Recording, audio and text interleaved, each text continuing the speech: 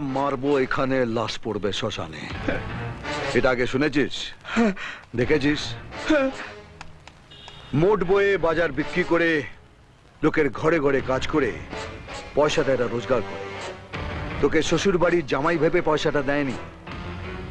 এক একটা পয়সা গুনে গুনে এদের বাড়িতে ফেরত দিয়ে আসবে, নইলে মারবেন এখানে আর লাশ পড়বে শ্মশানে।